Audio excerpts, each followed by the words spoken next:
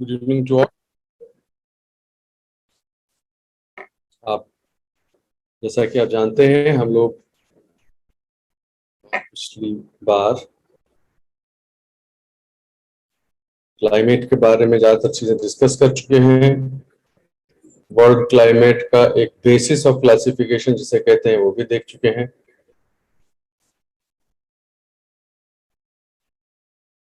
और आज के लिए मैंने सोचा कि एक स्पेशल टॉपिक, वो टॉपिक जो है आप पर पूरी तरह से नहीं छोड़ा जाए, थोड़ा सा उसके बारे में बात किया जाए। Climate of the world and climate of India, थोड़ा सा हम उसका ओवरव्यू जरूर ले लेंगे। Just a minute.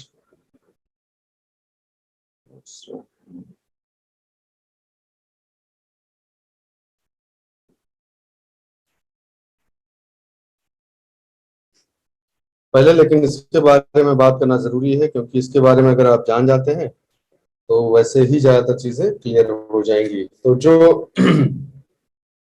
होमवर्क आपको दिया गया था कि हल्का सा आप एक बार देख लीजिएगा कि भाई वर्ल्ड का जो क्लाइमेट है उसमें कौन कौन से मुख्य प्रकार हैं और कुछ बहुत ही स्पेशल टाइप्स भी हैं। ठीक है, उनके बारे में जानकारी होना बहुत ही ज्यादा आवश्यक है।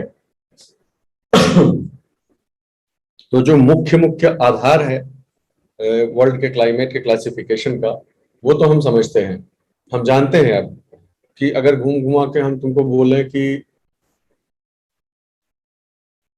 चार फैक्टर ऐसे हैं, चार फैक्टर जो कि कुल मिलाकर ये सारा खेल डिसाइड करते हैं कि कहां पर किस तरह का क्लाइमेट होगा। मोटा मोटी जिसे कहते हैं, चार जो फैक्टर है कहा जा सकता है। इंसोलेशन, ठीक है, इंसोलेशन जो हो गया वो कितना आ रहा है, इसका मतलब ये हुआ कि लैटिट्यूड हो गया, टोपोग्राफी हो गई, ये सब आ गया उसमें। तो एक इंसोलेशन हो गया, एक एलिवेशन हो गया, ये दो हो गए। तीसरा हो गया प्रेसिपिटेशन। तो इंसोलेशन, इंसोलेशन से टेम्परेचर डिसाइड हो जाता है, ठीक है। एलिवेशन से आप जानते ही हैं कि एलिवेशन से टेम्परेचर डिसाइड होता है। तो इंसोलेशन, एलिवेशन, प्रेसिपिटेशन, इन तीन मुख्य चीजों को भी अगर ठीक से समझ लिया जाए तो ओवरऑल क्लाइमेटिक रीजन्स को समझा जा सकता है इजीली। कुल मिलाकर अगर आप बांटना शुरू करें, बहुत ही आसानी से इस चीज को समझें कि यदि हम बांटना शुरू करें इस पूरे को, ऐसे समझा जाए। देखिए आपके लिए, हाँ मैं बताता हूं इसको, कि यदि हम इसको इस प्रकार से देखना शुरू करें कि इक्वेटर से, नॉर्थर्न हेमिस्फीयर का मान लीजिए हम एग्जांपल लेते हैं, ठीक है। इक्वेटर से हम चले और नॉर्थ पोल की तरफ जाएं, ठीक है। अब उसमें जो पट्टियां जो बनती हैं, जितने कितने तरह की जो बेल्ट से, कितने तरह की जो पट्टियां हैं, क्लाइमेटिक जो पट्टियां हैं वो कितने तरह की बनेंगी। अगर यह पार्ट हम समझ जाएं तो बाकी चीजों में आसानी हो जाएगी। क्यों आसानी हो जाएगी? क्योंकि बेसिक्स जो है वो सेम रहेंगे। अगर किसी पर्टिकुलर बेल्ट का, किस बेल्ट को क्या बोलते हैं और वहां क्या चेंज आता है, अगर ये आपको दिमाग में बैठा हुआ है कायदे से, टेम्परेचर के टर्म्स में, प्रेसिपिटेशन के टर्म्स में, तो अगर कोई लोकल वेरिएशन है भी तो वो लोकल वेरिएशन इसी with in the overall limits में, वो लोकल वेरिएशन खाली हल्की से समझ लेनी है बस। तो उससे फिर आसानी हो जाती है। तो मान लीजिए इक्वेटर को पकड़े हम और इक्वेटर से जो है पोल की तरफ बढ़ा जाए, तो इक्वेटोरियल, जो इक्वेटोरियल बेल्ट है, उस इक्वेटोरियल बेल्ट को, एक मिनट रुकेगा बस, just minute.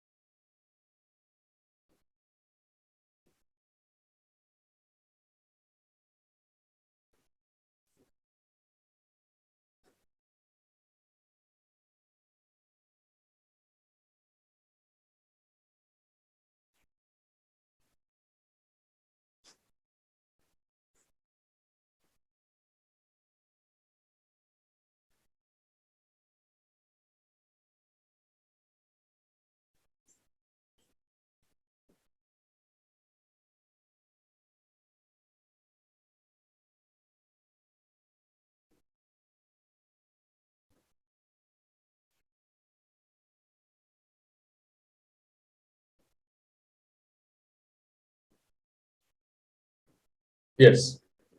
So we were talking about if we draw a line at the equator and start moving upwards, northwards, what is the most important difference or what are the most important differences that we will notice? Overall terms में अगर बात करिए तो पहली चीज जो notice करेंगे वो है यहां से जब इस तरफ बढ़ेंगे तो सब एक महत्वपूर्ण चीज तो निश्चित रूप से इनवेरिएबली होगी और वो होगा प्रेसिपिटेशन का कम होते जाना। इस बारे में कोई दो राय नहीं कि यहां से जब आगे की तरफ बढ़ेंगे तो प्रेसिपिटेशन कम होता जाएगा और अनलेस वाटर की जो अवेलेबिलिटी है वो अदरवाइज किसी फैक्टर से सप्लीमेंटेड नहीं हो तो ये भी देखा जा सकता है कि यहां से जब हम नॉर्थवर्ड्स बढ़ेंगे तो जो ट्रीज हैं, जो वेजिटेशन है, वो इस प्रेसिपिटेशन के सक्सेसिव डिक्रीज को करेस्पॉन्ड करेगी।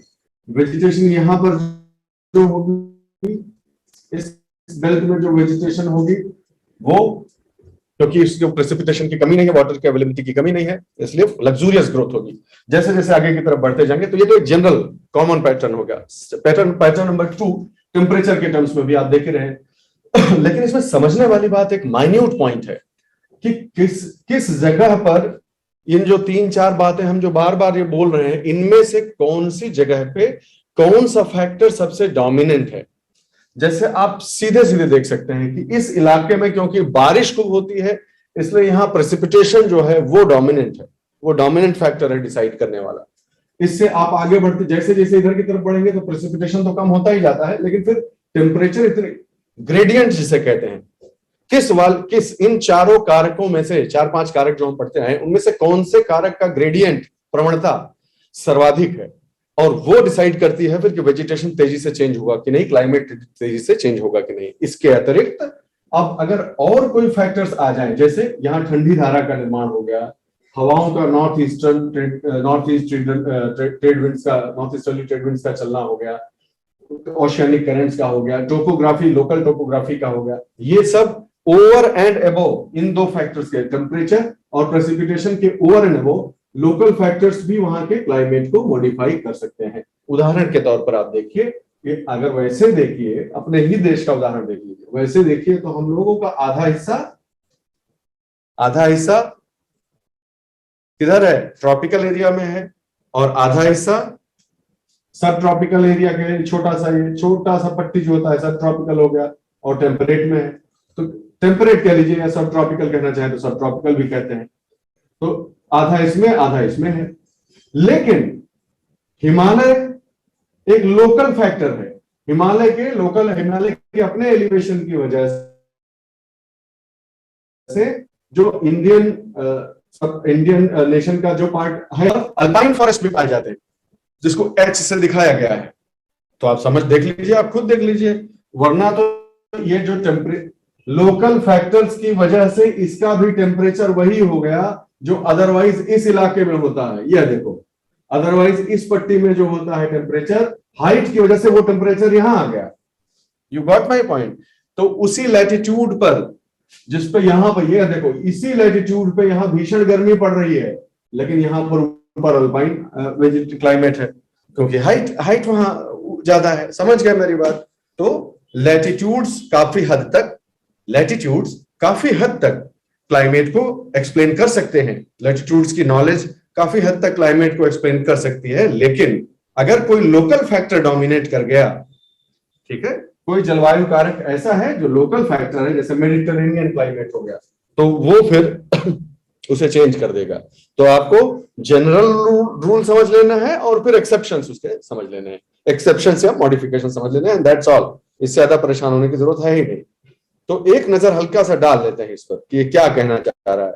तो ये तो पक्का है कि घुमा के इतने ही जो होंगे वो होंगे। अगर ट्रॉपिक से शुरू करिए, पता नहीं आप लोगों को ठीक से दिख रहा होगा कि नहीं भी दिख रहा है तो मैं जो बोलता जाऊंगा आप उसे फॉलो करिएगा इशारे से और आप समझते जाएंगे, डोंट वरी। दिख तो रहा है, शायद हल्का फुल्का दिख रहा है, ठीक है। तो इक्वेटर से चलिए नॉर्थ पोल की तरफ, किसी भी पोल की तरफ इक्वेटर से चलिए आप। तो इक्वेटर से चलेंगे तो ट्रॉपिकल क्लाइमेट होगा, पहले फटाफट देखते भी जाइए। इक्वेटर में ट्रॉपिकल क्लाइमेट, यस, बिल्कुल fine, absolutely right. Next B type देख लीजिए, एरिड क्लाइमेट। नेक्स्ट देख लेते हैं बी टाइप का, हाँ, बी टाइप में एरिड क्लाइमेट। तो ए हो गया ए के आजू बाजू देखो बी हो गया, बी, बी, ठीक। तीसरा सी, टेम्परेट मिड लैटिट्यूड, टेम्परेट और मिड लैटिट्यूड। तो सी देख लेते हैं भाई, टेम्परेट है और मिड लैटिट्यूड है, हाँ बिल्कुल ठीक है, ये मिड लैटिट्यूड में आ रहा है, सी, सी, सी, सी, ठीक है। तो टेम्परेट तो शुरू ही हो गया, ट्रॉपिक ऑफ कैंसर और ये सब ट्रॉपिकल छोटा सा बेल्ट खत्म हुआ तो टेम्परेट तो चालू ही हो गया। या बहुत ज्योग्राफिकली बहुत स्ट्रिक्टली क्वालिफाई क्लासिफाई करिए तो इस लाइन के इधर टेम्परेट ही है पूरा। तो ये टेम्परेट मिड लैटिट्यूड हो गए और फिर टेम्परेट हार्श। अब यहाँ एक्सट्रीमिटी शुरू हो जाएंगे ना टेम्परेचर वगैरह की। Do you get my point? अब चीजें जैसे जैसे आप एक तो यहाँ एक्सट्रीम है, दोनों एक्सट्रीमिटीज कहाँ है अर्थ की, एक तो इस एरिया में और एक यहाँ पोल्स पे। तो जितना बिच्चों बिच्चे में रहेगा वो तो मॉडरेट रहेगा, लेकिन जैसे जैसे इधर को या इधर को खिसकेंगे तो टेम्परेचर की एक्सट्रीम नहीं आएगी। तो इसलिए अगली जो पट्टी है सी के बाद की जो पट्टी है डी, उसको क्या नाम देखो दिया गया है, हार्श मिड लैटिट्यूड क्लाइमेट, और ये टेम्परेट मिड लैटिट्यूड क्लाइमेट। तो वो टेम्परेट है, तो टेम्परेट मतलब टेम्पर उसका समझ लो कब्जे में, खाली याद रखने के लिए बस, वैसे नहीं। तो ये हार्श क्लाइमेट हो जाता है और फिर अंत में पोलर क्लाइमेट आ जाएगा। बिल्कुल सही बात है, लेकिन हम इसको ऐसे छोड़ेंगे नहीं दोस्तों। हाँ, मेरी बड़ी इच्छा है कि आपको सिर्फ यही टेबल, बाकी आप मन होगा तो पढ़ लीजिएगा अपने आप, ये टेबल जाननी जरूरी है। इससे रिलेटेड कुछ हम डिस्कशन कर लेंगे तो आपको लाभ हो जाएगा। विशेष रूप से अभी जब हम इंडिया का क्लाइमेट पढ़ेंगे वो पढ़ने में आपको बहुत आसानी हो जाएगी, तो हम इसे पढ़ने का प्रयास करते हैं। ट्रॉपिकल क्लाइमेट्स में अगर भाग करने पे आ जाइए, अब उस मोटी पट्टी के छोटे छोटे भागों की बात हो रही है और इसमें भी कुछ वैरायटी है क्या? बिल्कुल है। Tropical rain forest, tropical monsoon, tropical savanna और tropical wet dry. You get my point भाई? एकदम इक्वेटर के आजू बाजू करिएगा तो ट्रॉपिकल रेन फॉरेस्ट है, ठीक। अगर उस इलाके की बात करिए जहां पर मॉनसून आया करता है, वहां मॉनसून टाइप का क्लाइमेट डेवलप हो जाएगा। और उसके थोड़ा और दूर चले जाइए इक्वेटर से तो क्या डेवलप हो जाएगा?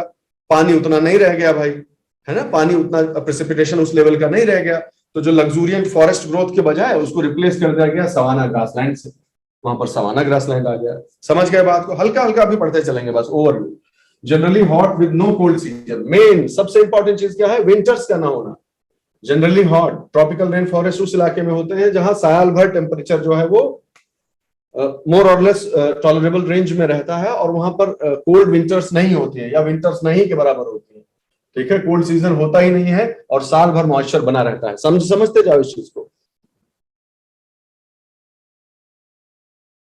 तो क्या आपने कभी बचपन में या पढ़ाई के समय, विज्ञान की पढ़ाई के समय, जनरल नॉलेज की पढ़ाई के समय, और कुछ नहीं तो सिर्फ ऑब्जर्वेशन में कभी कोई कटा हुआ पेड़ देखा है अपने आसपास? पेड़ जो काट दिया गया हो, या लट्ठे जो है ट्रक में ट्रांसपोर्ट होके जा रहे हो, देखे होंगे, जरूर देखे होंगे, ऐसा कौन हो सकता है कि नहीं देखा होगा। उसमें रिंग्स बनी होती हैं, देखा है आपने लट्ठों में ऐसे कंसेंट्रिक रिंग्स?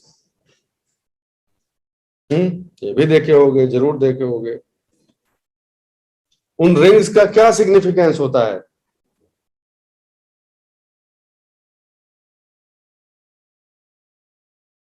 एक उदाहरण ले लेते हैं, माना कि अंडमान के सबसे साउथ वाला जो हिस्सा है, अंडमान निकोबार आइलैंड का, ग्रेट निकोबार वगैरह के साउथ वाले इंदिरा पॉइंट के आसपास समझिए बड़ा सा पेड़ लगा है, और एक नई खोज हो गई कि ये आइलैंड मिल गया हमको भाई, इसको पता लगाते हैं। ये उसी में आप तो जानते ही होंगे कि उससे एज पता चल जाती है उसके कंसेंट्रिक रिंग्स को गिनने से। तो पेड़ को मान लीजिए किसी कारण से काटना पड़ा, या गिर गया, या किसी कारण से, वैसे तो नहीं काटना चाहिए लेकिन काटा गया, तो उससे जो है अगर एज को काउंट करना हो तो कैसे काउंट करेंगे? ये तो बड़ा आसान है बताना कि जो है, हाँ होता तो है, लेकिन कैसे? बताता हूं मैं कि ये क्यों बता रहा हूं आपको,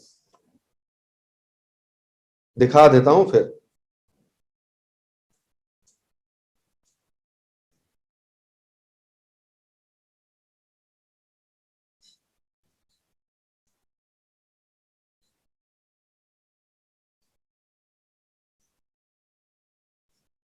अरे भाई कॉपीराइट वाला मामला है इसमें, रुक जाओ।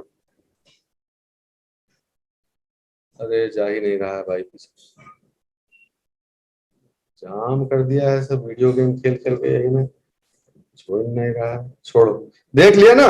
अब इसमें कैसे काउंटिंग होती है बता सकते हो? जितने छल्ले हैं उतने जो है वो हो जाएंगे, जितने छल्ले हैं वही उसकी एज हो गई, या दो मिला के 1 साल?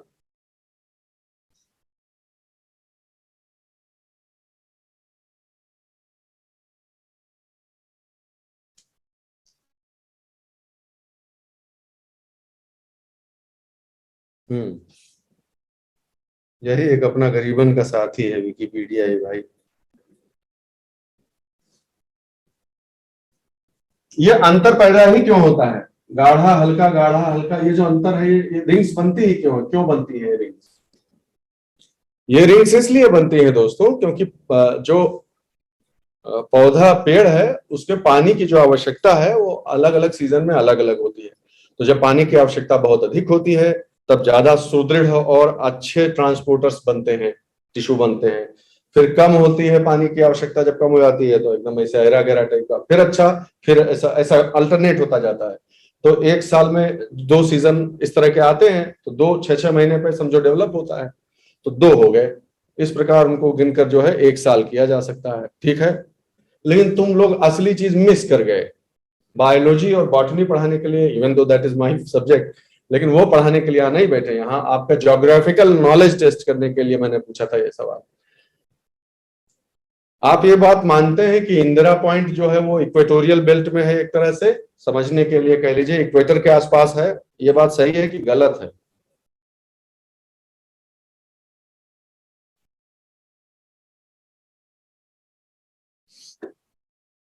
ठीक बात है। तो जब इक्वेटर के पास है और वहां पर पेड़ मिल रहा है, तो वहां जाड़ा और गर्मी का सीजन होगा? उदाहरण के तौर पे कह रहे हैं, एकदम लैटिट्यूड लेके ना बैठ जाइए, कॉन्सेप्ट समझिए। तो किसी इक्वेटोरियल बेल्ट में जब पहले, अभी यही पढ़ ही रहे थे जब आप, कि वहां पर जाड़ा और गर्मी का अंतर नहीं होता है, सालों साल टेम्परेचर जो है वो एक लिमिटेड रेंज में रहता है। तो अगर ऐसा सालों साल प्रेसिपिटेशन का लेवल वही बना रहता है, तो ऐसा है, तो उसमें ये प्रक्रिया होगी, उसमें ये अल्टरनेट रिंग्स बनेंगी? नहीं बनेंगी, यही जान, ये जरूरी है जानना बस। तो जब इक्वेटर से दूर जाते जाएंगे तो annular rings, dark light dark light dark light, ये जो बैंड्स हैं वो और ज्यादा स्पष्ट होते जाएंगे। इक्वेटोरियल वाले में नहीं, 2 रिंग्स इस तरह की अल्टरनेट रिंग्स नहीं बनती हैं, जाने रहो, ऐसा मिटा दोगे। ओके।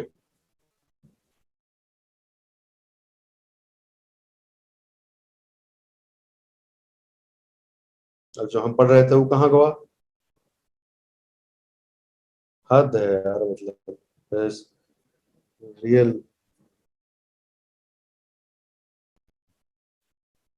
ये क्या है भाई? कहाँ से आए? हाँ ठीक, चलिए पहुंच गए, पा गए वापस पा गए, भगवान की दया है। ठीक है, समझ गए आप? ट्रॉपिकल क्लाइमेट्स हो गए। ट्रॉपिकल क्लाइमेट्स का सबसे इंपॉर्टेंट कैरेक्टरिस्टिक क्या है? कि वहां पर प्रेसिपिटेशन का जो अमाउंट है मोर और लेस बना रहता है सालों साल, और एक्सट्रीम्स ऑफ टेम्परेचर, जो टेम्परेचर की एक्सट्रीम्स हैं वो वहां नहीं होती हैं। ये 2 फैक्टर्स सबसे ज्यादा डोमिनेट करते हैं वहां पर, ठीक है। इससे बाहर निकलिए, थोड़ा बाहर की तरफ जाएंगे तो आपको तुरंत आपको ये चीज स्ट्राइक करेगी कि अरे धीरे धीरे जाना चाहिए था, एकदम से एरिड क्लाइमेट कहां से आ गया।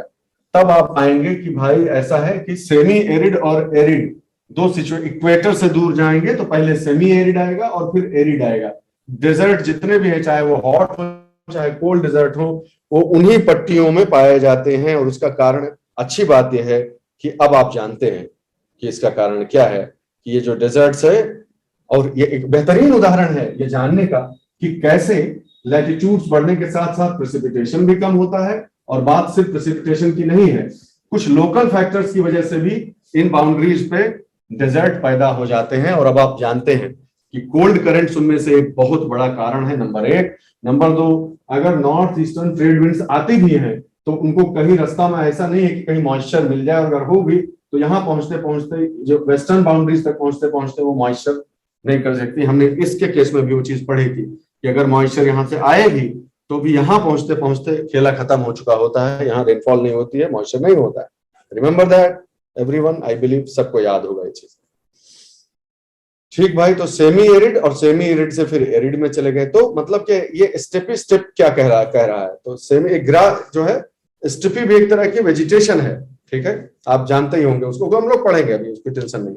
तो ये समझ गए। और बढ़िए इक्वेटर से भाई, इक्वेटर से थोड़ा और दूर जाइए, अब आए टेम्परेट वाले इलाके में। तो टेम्परेट वाले इलाके में क्या जानना है भाई, सब ट्रॉपिकल में तो डिजर्ट हो ही गए, आपने देख ही लिया।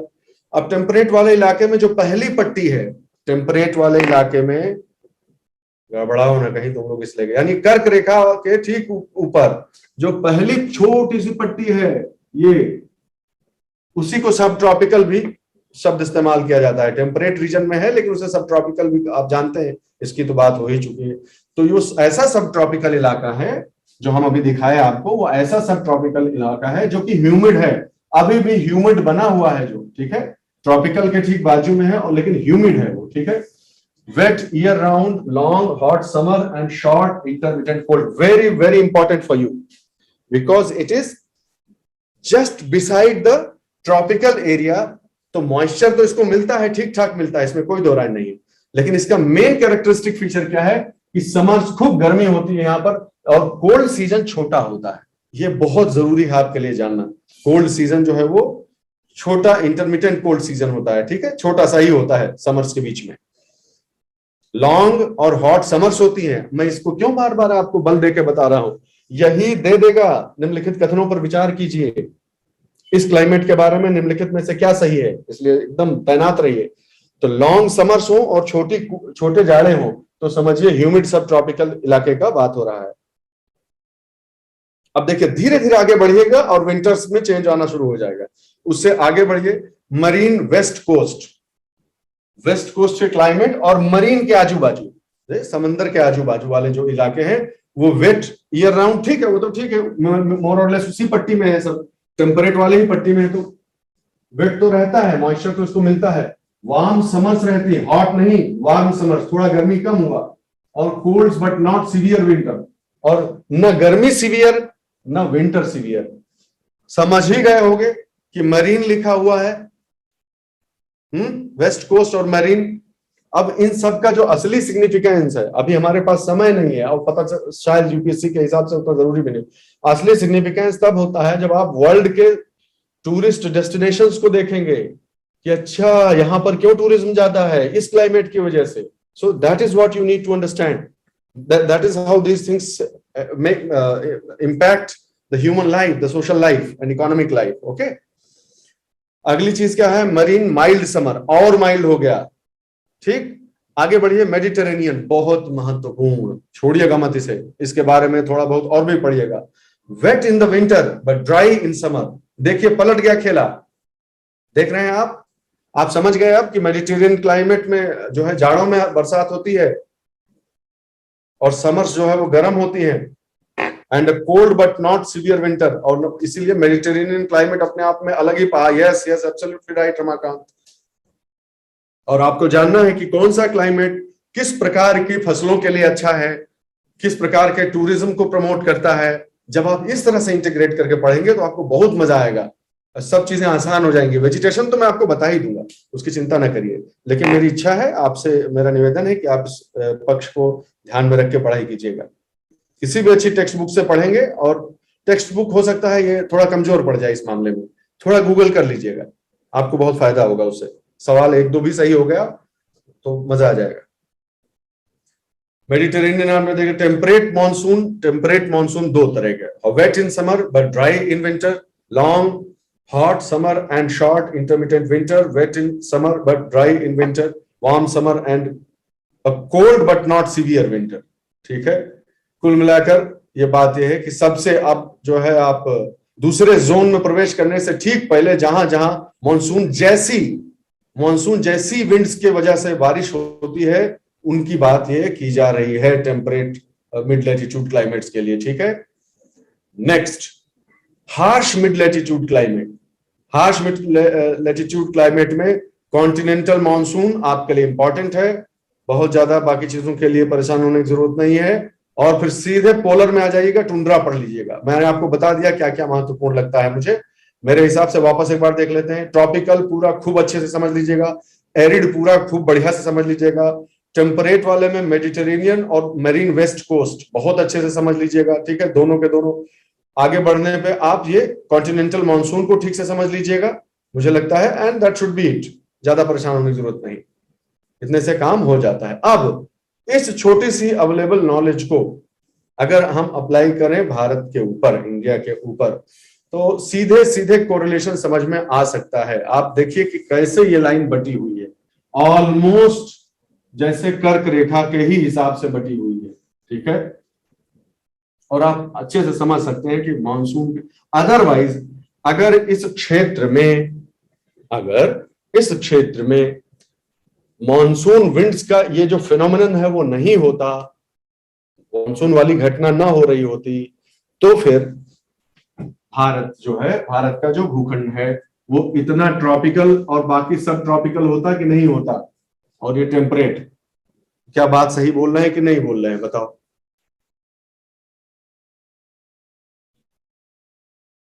लैटिट्यूड के हिसाब से अगर आप देखें, और मॉनसून का जो इफेक्ट है यहाँ की सीजनैलिटी पर, उसको नेगेट कर दीजिए, अभी उसको इग्नोर कर दीजिए कि मानसून नहीं आता है। मान लो अगर मानसून नहीं आता है तो ITCZ शिफ्ट कुछ नहीं, सब भूल जाइए। तो अगर ये घटनाएं नहीं हो तो ज्योग्राफिकली, प्योरली ज्योग्राफिकली अगर देखिए तो ये पार्ट ट्रॉपिकल में, ये सब ट्रॉपिकल में है कि नहीं है, ठीक बात है। बहुत ही ये रॉ और क्रूड तरीके से अगर इसको देखें तब। लेकिन अब हम जानते हैं कि टेम्परेचर, ध्यान से सुनिएगा हमारी बात, ये दोनों महत्वपूर्ण पॉइंट्स हैं। इंसोलेशन के हिसाब से यह बात सही है, इंसोलेशन के टर्म्स में यह बात सही है कि ये आधा हिस्सा ट्रॉपिकल और ये एक्स्ट्रा ट्रॉपिकल एरिया में है, बिल्कुल सही बात। लेकिन तो इसी के हिसाब से हमारा क्लाइमेट वैसा हो जाना चाहिए, ये जो हमने पढ़ा है ऐसा हो जाना चाहिए, लेकिन ऐसा है नहीं। क्यों? क्योंकि टेम्परेचर के अलावा, इंसोलेशन के अलावा एक दूसरी चीज है, और वो है प्रेसिपिटेशन। प्रेसिपिटेशन मानसून की वजह से पूरा खेल ही बदल जाता है। इसलिए प्योरली ज्योग्राफिकली जैसा डिस्ट्रीब्यूशन होना चाहिए क्लाइमेट और वेजिटेशन का, that gets modified by monsoon, and that is why we are called monsoon climate. Okay, because of this we are called monsoon climate. This entire area you see, monsoon type with dry winter, absolutely right, this is monsoon type with dry winter, this entire area. बहुत आसान सी बात है।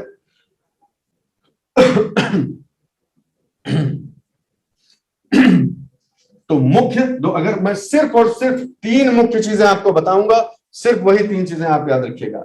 एक ऐसा इलाका जो जम के मॉनसून में बारिश रिसीव करता है और जिसकी विंटर्स होती हैं लेकिन विंटर्स ड्राई होती हैं। दूसरा इलाका जहां उतनी बारिश नहीं होती है, ये नारंगी वाला जैसा जो भी आपको दिख रहा हो, उतनी बारिश नहीं होती है, थोड़ी बहुत बारिश होती है, और लेकिन विंटर्स उतनी एक्सट्रीम नहीं होती हैं। नंबर 2, विंटर्स इसलिए यहां एक्सट्रीम नहीं होती इस इलाके में क्योंकि थोड़ा बहुत सी का भी मॉडरेटिंग इन्फ्लुएंस इसको प्राप्त हो जाता है, और ये एरिया वैसे भी ट्रॉपिक्स में है। You are catching my point, ये वैसे भी ट्रॉपिक्स में है, टेम्परेट में नहीं, ट्रॉपिक्स में है। और दूसरा, सी का मॉडरेटिंग थोड़ा बहुत इन्फ्लुएंस होता है, अंडरस्टूड। और मानसून के लिए यहां कोई बैरियर उतना होता नहीं, तो यहां इस इलाके में बहुत ज्यादा बारिश नहीं होती है, जो होती है वो इस तरफ हो जाएगी बारिश सारी। That is also understood. तीसरा, एक स्पेशल केस, 2 स्पेशल केसेस, अच्छा 3 स्पेशल केस, 2 तो ये सीधे सीधे आपके दिमाग में बैठ गया कि हाँ ठीक है, it make sense. 3 special case, एक हाइट की वजह से, समझ गए, ये पूरा इलाका हाइट की वजह से, ये एक्सट्रीम मॉइस्चर की कमी की वजह से स्पेशल है, ये हाइट की वजह से स्पेशल है, ये मॉइस्चर की एक्सट्रीम कमी की वजह से स्पेशल है, डेजर्ट हो जाने की वजह से स्पेशल है। और तीसरा इलाका, ये मानता हूं मैं, ये इसलिए स्पेशल है क्योंकि क्या गजब है, गजब ये है कि साल में 2 बार पानी बरस सकता है यहां पर। देयर इज अ पॉसिबिलिटी कि इस इलाके में थोड़ा थोड़ा पानी 2 बार बरस सकता है, एक इसके इधर से मानसून के जाते समय और एक लौटते समय। लौटते समय पानी क्यों बरसता है? यहां लौटते समय काहे बरसेगा? लौटते समय माने किस महीने की बात हो रही है? Which month am I talking about? Yes, around November, December. Yes, that particular month. तो वो एक बताए थे, याद है किसी को? चलो लगे हाथ ये भी बता ही देते हैं। एक तुमको बताया था कि यहाँ लो प्रेशर ट्रफ क्रिएट होता है, बहुत बड़ा लो प्रेशर जोन क्रिएट हो जाता है यहाँ पे, याद आया? थार डेजर्ट के ऊपर ऑब्वियसली गर्म होगा तो वो यहाँ पे डेवलप नहीं हो जाएगा। बताए थे एक ट्रफ जैसा और एक लो प्रेशर एरिया डेवलप हो जाता है। जब जब ये लौटता है ना, जब मानसून लौट रहा होता है तो ये खिसक के ऐसे बिहेव करता है, खिसक के इधर आ जाता है, कहीं बे ऑफ बंगाल के ऊपर लो प्रेशर एरिया बन जाता है। और सूर्य महाराज कहाँ जा रहे हैं? सूर्य महाराज वापस ही तो जा रहे हैं, समझे? आईटी सीजन, अरे भाई तभी तो आईटी सीजन नीचे आ रहा है, लौट ही तो दक्षिणायन ही तो हो गए हैं, और यह लो प्रेशर भी उसी के हिसाब से ही तो नीचे जा रहा है।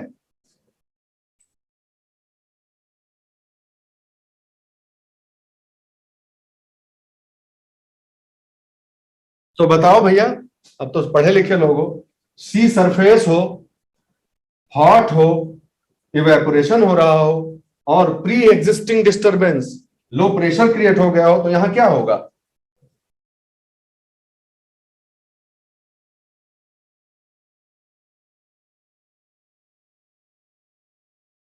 समझ गए ना? जकड़ के उन साइक्लोनिक कंडीशंस की वजह से यहां खूब बारिश होती है, याद रखना इस चीज को। तो रिट्रीटिंग मानसून असली जो मैकेनिज्म है वो ये है, because of the shifting of the low pressure area. खैर वापस आते हैं, तो आप अगर ये मुख्य रूप से समझ गए ये चीजें, देखो एक ये भी मैप है ठीक ठाक, इसे भी देख लेते हैं क्या कहना चाह रहा है, और हम दिमाग लगाते हैं कि ये क्या बात हो रही है, हम क्या प्रेसिपिटेशन को समझ पा रहे हैं कि नहीं समझ पा रहे हैं। Let us try. It is saying, you will not be able to see perhaps clearly, but I am able to see. It is saying कि द एरिया, चलो इससे शुरुआत करते हैं, इस पीले वाले एरिया से शुरुआत करते हैं। ये हॉट डेजर्ट का एरिया है, हॉट डेजर्ट, बिल्कुल हम जानते हैं इस बात को कि राजस्थान का पार्ट और गुजरात का ये अपर पार्ट जो है ये हॉट डेजर्ट है। क्यों हॉट डेजर्ट है हम जानते हैं, क्योंकि मानसून के दौरान भी इसमें अच्छे से बारिश नहीं हो पाती है, मोटा मोटी ये अछूता रह जाता है बारिश से। इसलिए ये धीरे धीरे, और जो नदियां थी इसको मॉइस्चर देने वाली वो शिफ्ट हो गई, सारी लुप्त हो गई या शिफ्ट हो गई, इसलिए धीरे धीरे करके जो थार है वो डेजर्ट में बदल गया। ओके, तो आज की तारीख में ये डेजर्ट है because of lack of moisture. ठीक है, अगर मुझे याद ठीक से आता, ये सब याद नहीं रहता है, 25 डिग्री 25 सेंटीमीटर वगैरह से भी कम रेनफॉल हो तो एरिड टाइप का वो सिचुएशन हो जाती है ना, डेजर्ट एरिया हो गया। ठीक है भाई, उसी के आधार पर इसका किया जाता है। तो ये चीज हो गई। ठीक, दूसरा इसकी ई पट्टी को जरा देखिए, दिमाग लगाइए, ये जो पट्टी है ये भी एरिड होगी लेकिन डेजर्ट नहीं होगी। ये पट्टी एरिड होगी लेकिन डेजर्ट नहीं होगी। ठीक है, डेजर्ट एरिया नहीं होगा, एरिड स्टेपी जैसा इसमें जो है ग्रासलैंड जो है वेजिटेशन होगा। ठीक है, तीसरा देखिए, ये जो इलाका है इसी से मिलता जुलता इलाका ये है। क्यों है, मेरा सवाल है कि ये क्यों है ऐसा, इसके एरिड होने की भला क्या वजह हो गई?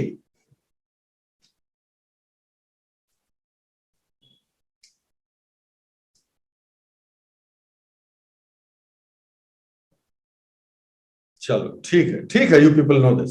एक तो इंटीरियर में है और दूसरा लीवर्ड साइड में है, वेस्टर्न घाट्स के रेन शेडो एरिया में पूरा इलाका पड़ जाता है इसलिए यहां बारिश सबसे कम होती है, बहुत कम होती है। ये भी आप समझ गए, बहुत बढ़िया बात है। तो भाई अब इस वाले इलाके देखिए भाई, ये जो इसके चारों जो इसको घेर रखा है, ठीक है, ये क्या है? क्यों ऐसा होगा कि इसके और इसके बीच का रेनफॉल होगा कि नहीं होगा? ऐसा समझ लीजिए, इस इलाके की जो रेनफॉल होगी वो इस इलाके और इस इलाके के बीच की रेनफॉल होगी। इतना ही समझ लीजिए तो काम हो गया अपना, ज्यादा दिमाग लगाने नहीं। हम लोग क्यों डेटा रखते रहे, हमको बस ये लॉजिक पता होना चाहिए। और ये दोनों इलाके तो आप जानते ही हैं, भरपूर रेनफॉल जो क्रिएट करते हैं वही दोनों इलाके हैं, ये मानसून वाले हैं। हो गया काम खत्म। अब अगर ये आप समझते हैं, टोपोग्राफी जानते हैं कि यहाँ पहाड़ है, यहाँ पहाड़ है, ये समझ गए, तो आप प्रेसिपिटेशन जान गए, आप टेम्परेचर का डिस्ट्रीब्यूशन जान गए, आप समर और विंटर में। तीसरा आप टोपोग्राफी जान गए, अब फॉरेस्ट को आप प्रिडिक्ट कर सकते हैं। खत्म खेल। अभी देखना आप, यही होगा, सीधे सीधे यही होने जा रहा है। मैं सीधे आपको ले चलता हूं अब, और समझने का प्रयास करते हैं। इंडिया के जो है वेजिटेशन को, भारत के वेजिटेशन को समझते हैं। आपसे हम पहले सीधे इस ग्राफ को लेकर बात करेंगे बस, और आप बताइएगा। 3, अभी इतने पे ही रखो बस, हाँ। और फिर हम देखते हैं कि हमें आता है कि नहीं आता है। पहले हम अपने अवेलेबल नॉलेज का करते हैं प्रयास, नहीं समझ पाएंगे तो फिर देख लिया जाएगा भाई, चेक कर लिया जाएगा।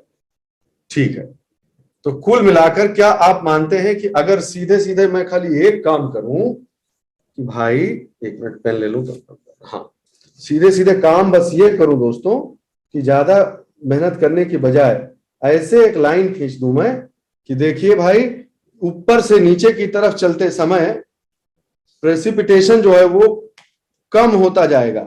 बस इतनी सी बात मैं आपसे करूं कि ऊपर से नीचे जाएंगे तो प्रेसिपिटेशन कम होता जाएगा। तो let us see whether we can explain it और नॉट। आप बताएंगे, मैं आपको फैक्ट्स दूंगा और आप उसे गेस करके बताते रहिएगा।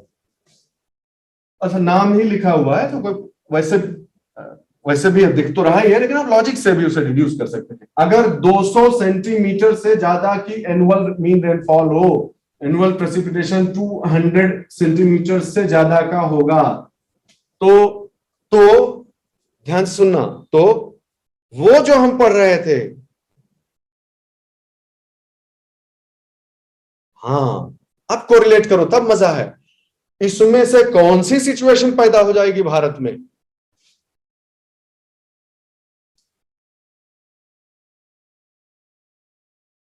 शाबाश, बिल्कुल सही बात है ना। इस तरह से पढ़ेंगे आप तो आपको अच्छा रहेगा। That's my view. वापस आते हैं, ठीक है। तो 200 या 200 से ऊपर की अगर रेनफॉल होगी तो वहां पर ऐसे ही जो है वो, और इसके लिए क्या जरूरी है? इतना आसान नहीं है। बात सिर्फ 200 के रेनफॉल की नहीं है, सिर्फ इतनी सी बात नहीं है। और क्या नहीं होना चाहिए? इक्वेटोरियल क्लाइमेट में एक और क्या कंडीशन होती है कि बहुत हार्श विंटर्स नहीं होनी चाहिए ना, बहुत हार्श विंटर्स नहीं हो।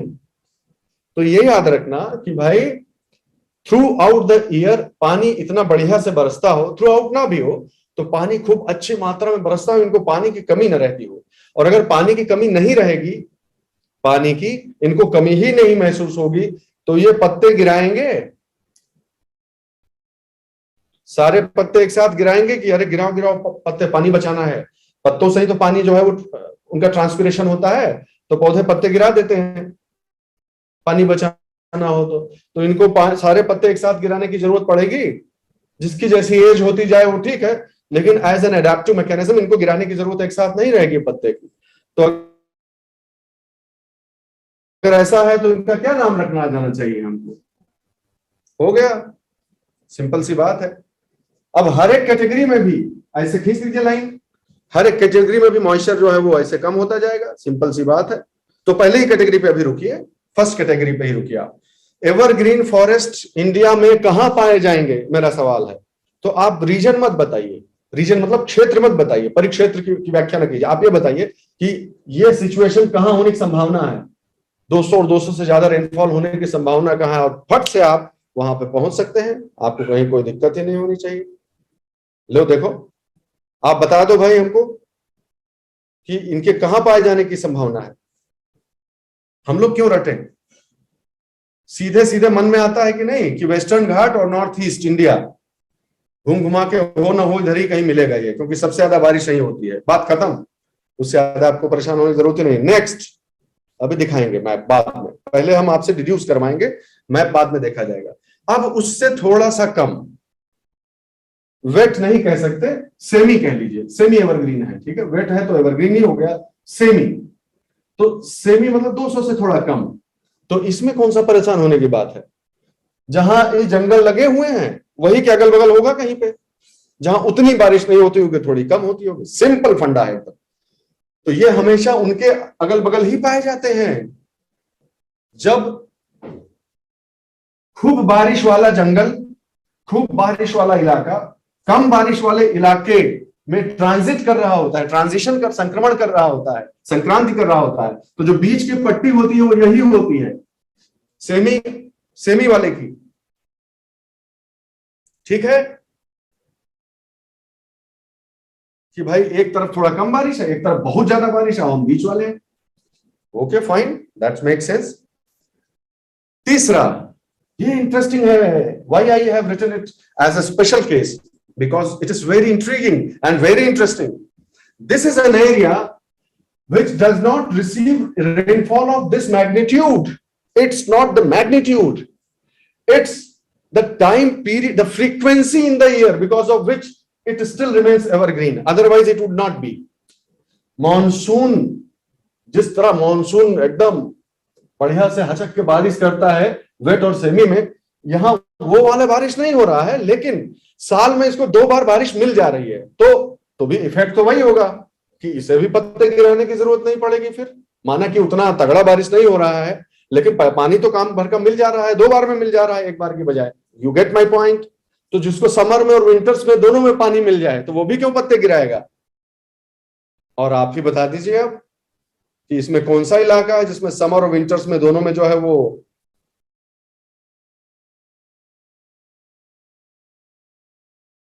हाँ भाई बताइए। यह तो है, यही तो बतिया रहे थे अभी हम, यही वाले तो इलाके हैं वो। फाइन, समझ गए तीनों। बहुत ही इसी तरीके से समझने का प्रयास किया जाएगा ताकि रटना कम पड़े, जो है समझना ज्यादा हो जाए।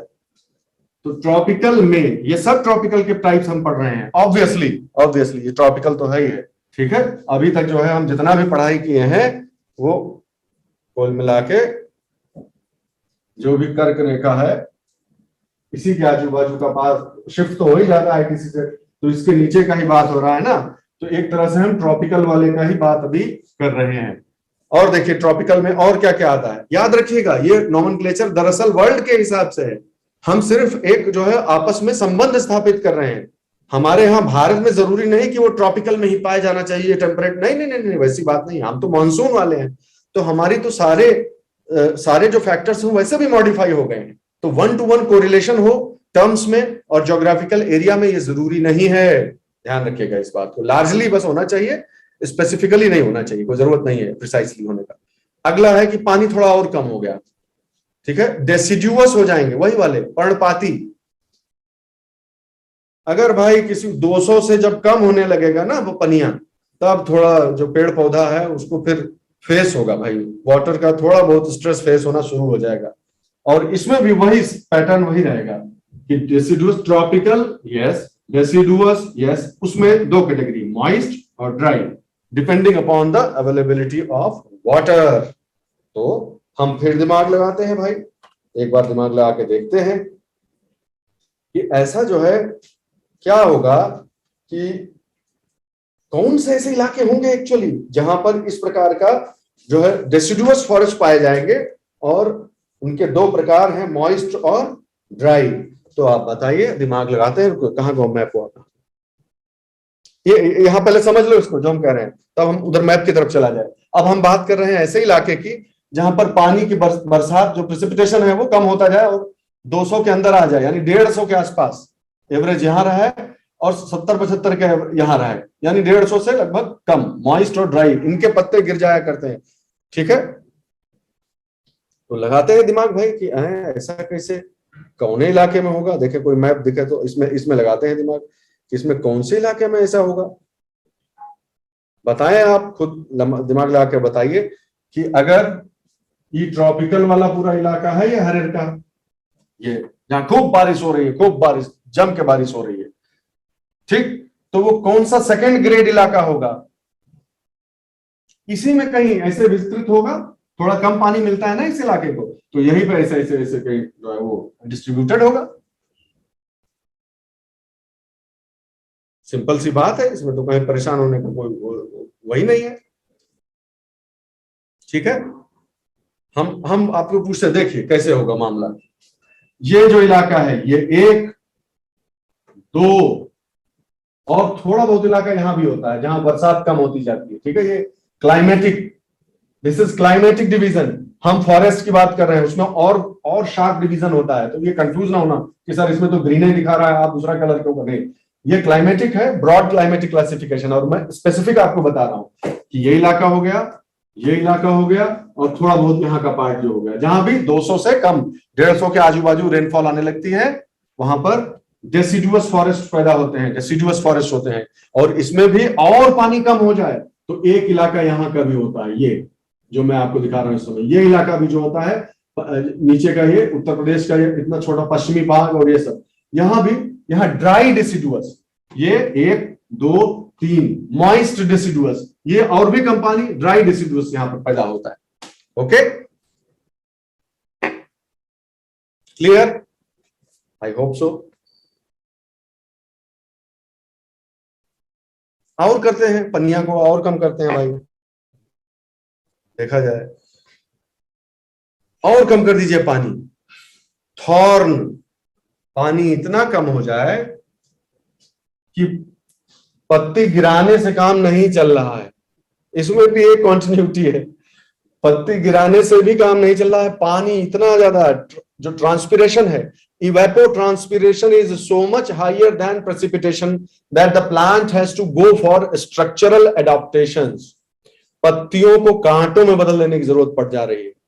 ठीक है, जब 25 से 50 का मामला आ जाएगा तब थॉर्न स्क्रब फॉरेस्ट पैदा हो जाएंगे, जो कि ट्रॉपिकल ही है, ट्रॉपिकल थॉर्न स्क्रब फॉरेस्ट। 25 से भी कम हो जाएगा तो वो तो आप जानते ही हैं, अभी बात हुआ था, डेजर्ट हो जाएगा। समझ गए बात? थॉर्न स्क्रब हो गया, ट्रॉपिकल, यू अंडरस्टैंड? तो ये पाया कहां जाएगा? अगला सवाल ये है कि थॉर्न स्क्रब जो है वो कहां पाया जाएगा भाई? इस इलाके में बताइए कि थॉर्न स्क्रब कहां पाया जाएगा। अगर मैं कहूं कि यही तो इलाका होना चाहिए जहां पनिया कम हो रहा है, बहुत ज्यादा कम होता चला जाए, इसी में कहीं ना कहीं पाया जाएगा वो।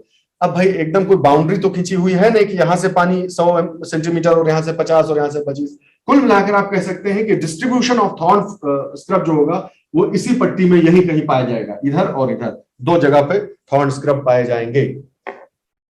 ऑलराइट, तो ये तो हो गई बात ट्रॉपिकल वाले की, और मुख्य रूप से आप समझ जाइए इस बात को। मैं अभी आपको पूरे कॉन्फिडेंस से बता सकता हूं, इसको थोड़ा सा कॉन्फिडेंस इसलिए बार बार बोलता रहता हूं क्योंकि डेटा कई बार कंफ्लिक्टिंग होते हैं। अपने कॉन्फिडेंस की बात नहीं कर रहा हूं, डेटा के कॉन्फिडेंस की बात कर रहा हूं। ठीक है, इस चित्र को देखिए बस, और हल्का सा बस इतना समझ लीजिए आप कि इस में अभी तक जो हमने पढ़ा है उसके अनुसार देखें तो ये पूरा जो इलाका है, ये पूरा जो इलाका देख रहे हैं आप, और यहाँ जो पतली पट्टी होगी, ठीक है, इसके वेस्टर्न घाट के इस साइड में, वेस्टर्न घाट के इस साइड में ड्राई शुरू होने से पहले सबसे इधर क्या है, ट्रॉपिकल एवरग्रीन वाला मामला है। यहां क्या है, ट्रॉपिकल एवरग्रीन वाला मामला है। बिल्कुल ठीक बात है, एकदम कोई दिक्कत ही नहीं है। ठीक है, उसके बाद की जो पट्टी होगी वो क्या होगी, ट्रॉपिकल ही होगी, लेकिन डेसिडुअस वाली पट्टी यहां से शुरू हो जाएगी। आपको बताना चाहता हूं मैं, ये देखो, ये डेसिडुअस की ही पूरी पट्टी है, इसमें इधर मॉइस्ट, इधर dry, moist deciduous, dry deciduous, ठीक, moist deciduous, moist deciduous, moist deciduous, dry deciduous. Fine.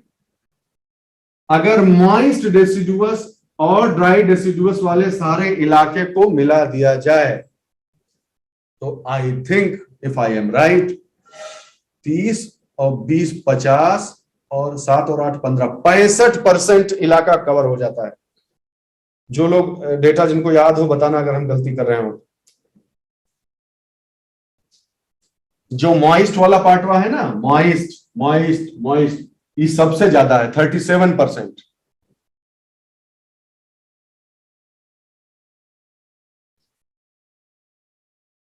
क्या इंटरनेट नहीं आ रहा है क्या आप लोग?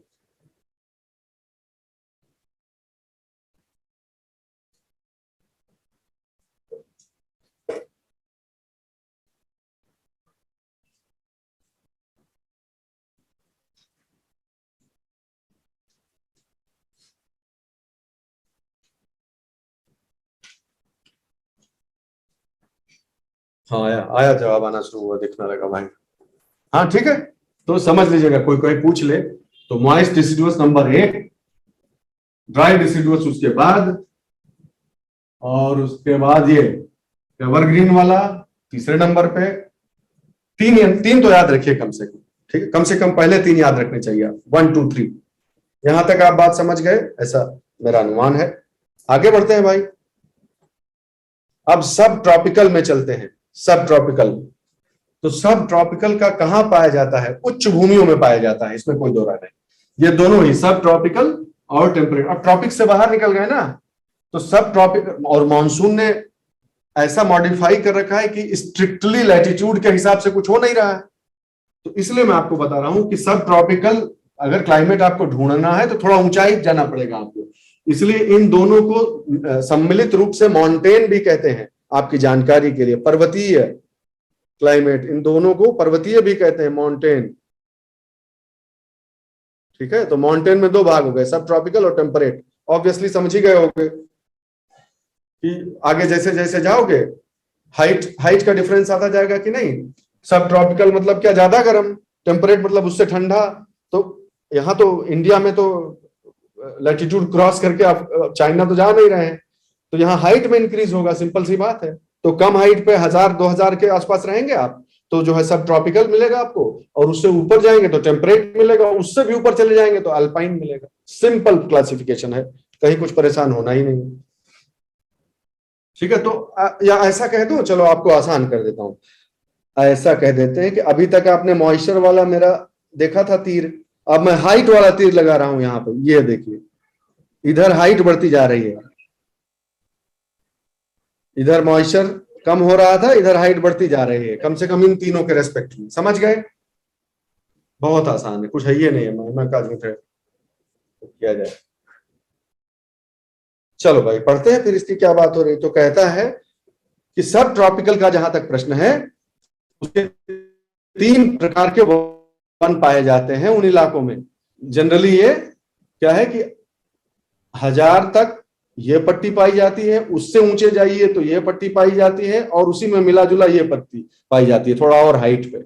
सिंपल सा याद रखिएगा, हाइट की बात हो रही है, ऐसे हाइट बढ़ती जाती है, और ये तीनों जो है वो पाए जाते हैं। ये दोनों मिले जुले हाइट पे, एक ही हाइट में पाए जाते हैं, अलग अलग। ठीक, मॉइस्चर के हिसाब से। अगर मॉइस्चर खूब अच्छा है तो उसी हाइट पे 1000 से 2000 फीट के बीच में, उसी हाइट पे पत्तियां चौड़ी होने का उनको मौका मिलेगा, उनको वैसा माहौल मिलेगा कि पत्तियां चौड़ी हो सके। अगर मॉइस्चर ठीक ठाक है तो नहीं होगा। तो आप तो जानते हैं कोनिफेरस, समझते हैं आप? कोनिफेरस फॉरेस्ट जो होते हैं, पाइन वाले, चीड़ टाइप के नहीं, वो टाइप के जो है पौधे उग आएंगे। और अगर मॉइस्चर मिला तो ब्रॉड लीफ पौधे पैदा हो जाएंगे उसी हाइट पे, कोई दिक्कत नहीं है भाई।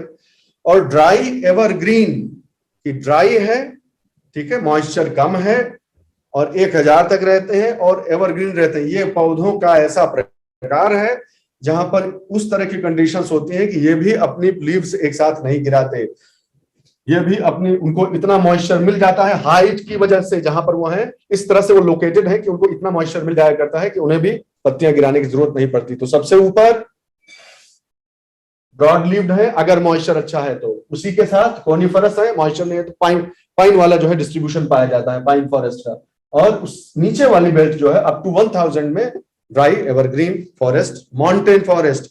सब के सब माउंटेन ही है यहां से यहां तक, ये जरूर ध्यान रखना। और ऊंचाई पे मामला चला गया, 1800 वाला मामला होने लगा, यानी खत्म हो रही है इसकी लिमिट खत्म हो रही है। अब यहां से आगे का बात हो रहा है, सॉरी, यहां से आगे की बात हो रही है। ठीक है, अगर यहां से आगे की बात करोगे तो वेट, उस पट्टी में भी 3 कैटेगरी मार दो कि सबसे ज्यादा पानी, उससे कम पानी, उससे कम पानी, ऐसे ही करते जाना होता है। ठीक है, तो 150 से 300 टाइप की रेनफॉल हो उस ऊंचाई पे, ऐसी रेन ऑब्वियसली मानसून की वजह से होगी, खूब रेनफॉल जकड़ के होती हो, और 1800 से 3000 की जो है वो हाइट हो, तो वेट, कैसे वेट? टेम्परेट वेट, कंफ्यूज ना होना बस। ठीक है, टेम्परेट वेट, यानी ये जोन तो गया पूरा, कंफ्यूज इसलिए नहीं होंगे आप, क्योंकि दिमाग में हाइट का वो बना लीजिएगा कि यहां से यहां तक, ऐसे बना लीजिएगा दिमाग में कि भाई ये बात हो रही है। अगर हम तीनों को चार्ट करना चाहें तो ऐसे इसको बना लेना, ऐसे, बस आपको आसान हो जाएगा। ये सब ट्रॉपिकल वाला इलाका हो गया, वो इतने में हो गया। ठीक है, टेम्परेट वाला इतने में हो गया, और अल्पाइन जो है वो इससे ऊपर वाले में हो गया। ऐसे दिमाग में रखिएगा तो कभी कंफ्यूज नहीं होंगे। तो सबसे नीचे कौन सा होगा? Dry evergreen. उसके ऊपर क्या पाए जाएंगे? कोनिफेरस और ये वाले दूसर के ब्रॉड लीव। ठीक है, फिर इस इलाके की अगर बात की जाए, ये जो इलाका है, इस वाले इलाके में क्या होगा भाई? वेट, वेट, मॉइस्ट और ड्राई। और अल्पाइन सबसे ऊपर हो गया, एकदम सीधा सीधा। इस तरह के स्ट्रक्चर्स को दिमाग में बैठा लीजिएगा। इसको और अच्छे से चित्र बनाया जा सकता है, मैं समझता हूं अपनी लिमिटेशन, अभी जो है समय नहीं मिला उस तरह से, वरना ये तो स्ट्रक्चर से ही मैं बना के आपको दे दूंगा, चिंता ना करिए, आपको हमेशा याद ही रहेगा, कोई परेशानी की बात ही नहीं। इस प्रकार पूरे इंडिया की जो वेजिटेशन है उसको कुल मिलाकर अब आप मेरे साथ रिवीजन करिए इस चीज का, ताकि कभी जो है कम से कम बहुत फंडामेंटल मिस्टेक्स नहीं हो आपसे। रिवीजन ऐसे करिए, एक तो गैर पहाड़ी क्षेत्र की पहले बात कर लो, हिमालय से बाहर का बात कर लो पहले मोटा मोटी, फिर एक अपवाद बताएंगे। तो जितना भी भाग हिमालय वगैरह से बाहर का है, हाइट वाला बात नहीं हो रहा है अभी, हाइट का कोई ऐसे ऐसे कहना ज्यादा उचित है, साइंटिफिक नहीं रहेगा अदरवाइज। ये वो इलाका है जिसमें हाइट का एज सच कोई बहुत बड़ा फैक्टर नहीं है, यानी टेम्परेचर का फैक्टर नहीं, प्रेसिपिटेशन का फैक्टर है। ये चीजें डोमिनेटेड बाय प्रेसिपिटेशन है। तो अगर उनके भाग करने चाहो तो वो सब के सब ट्रॉपिकल क्लाइमेट के पार्ट्स हैं। उनमें दो तरह के फॉरेस्ट मिलते हैं, एक एवरग्रीन और एक डेसिडुअस। एवरग्रीन में भी मॉइस्चर कम होता जाए तो वेट, सेमी और ड्राई, और डेसिडुअस में भी मॉइस्चर कम होता जाए तो मॉइस्ट और ड्राई, और उससे भी कम हो जाए तो थॉर्न। सिंपल। इसमें एक ही स्पेशल चीज क्या याद रखनी है कि यहां पर हमने 150 और ऐसा क्यों नहीं लिखा, क्योंकि यहां पर मामला इस चीज का नहीं है कि आप कितनी ज्यादा रेनफॉल पा जाते हैं, मामला यहां इस चीज का है कि आप दो सीजनों में आपको रेनफॉल मिल जाती है, 2 सीजन में। ठीक, तो ये पूरा आप समझ गए, इनका डिस्ट्रीब्यूशन भी आपको मोटा मोटी दिमाग में है। आप जानते हैं कि सबसे ज्यादा फॉरेस्ट 65% जैसा फॉरेस्ट यही है। ठीक है, इसके बाद नंबर आता है इसका एवरग्रीन वाले का 8% जैसा कुछ है। उसके बाद नंबर आता है, किसका आता है, कोनिफेरस वाले का शायद आता है 6.6% या ऐसा कुछ है। ओके, तो ये आप देख लीजिएगा, गूगल कर लीजिएगा। अब आते हैं पहाड़ों की तरफ, उच्च भूमियों की तरफ। यह नहीं कहना है कि इसमें उच्च भूमि शामिल नहीं है, अब है तो है ही है भाई। हमने बात की थी कि नहीं की थी कि वेस्टर्न घाट भी तो आते हैं इसमें, और नॉर्थ ईस्ट भी आता है। हम ये नहीं कह रहे हैं कि इसमें ये प्लेन है और ये पहाड़ है, नहीं। हम ये कह रहे हैं कि इसमें हाइट, जो एलिवेशन है, उससे ज्यादा प्रेसिपिटेशन का महत्व है, और यहां पे एलिवेशन भी महत्वपूर्ण होता जाता है। Understood, clear? तो अब एलिवेशन वाला देखिए, एलिवेशन में 3 भाग, बहुत ही आसान। सबसे नीचे सब ट्रॉपिकल, फिर टेम्परेट और फिर अल्पाइन। सब ट्रॉपिकल में ब्रॉड लीव्ड, नीचे से चलते हैं, ड्राई एवरग्रीन 1000 तक, कॉनिफेरस 2000 तक, ब्रॉड लीव्ड भी 2000 तक, लेकिन उनको पानी ज्यादा मिलता है तभी तो ब्रॉड लीव्ड। ठीक, उसके ऊपर बढ़ते हैं ड्राई, जिनमें कि इसी इसी रेंज में होंगे, लेकिन उनको जो प्रेसिपिटेशन है वो 100 से कम हो। उसके ऊपर थोड़ा और प्रेसिपिटेशन बढ़ा, ये 150 होना चाहिए, सॉरी गलत हो गया, मॉइस्ट। उससे भी ज्यादा प्रेसिपिटेशन मिल जाए तो वेट। और इसी पट्टी में ये 1000-1500 के आसपास से ऊपर ही चलते हैं।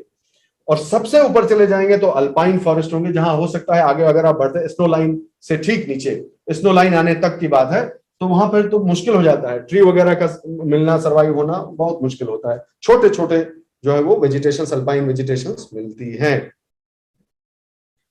स्पेशल टाइप का एक और, अब एक ही बचा बस, लिटोरल एंड स्वाम्प।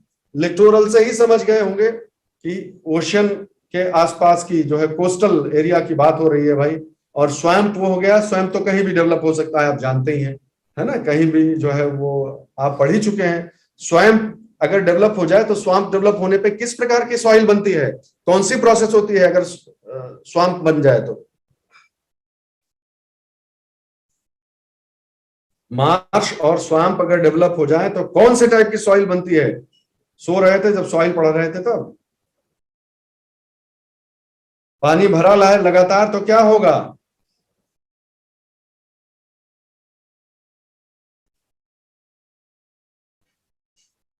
खत्म है खेल। तुम लोग इसका मतलब पढ़ते उड़ते कुछ हो नहीं, फर्जी मेहनत कराते हो। ये मड बोल रहा है, सॉइल पढ़ा पढ़ा के दिमाग खराब हो गया, मार्शी मडी और मड ये लोग बोल रहे हैं। सॉइल का कौन सा प्रोसेस होता है भाई? पोर्जोलाइजेशन होता है, क्या होता है बताइए ना, come on. That is such a pity.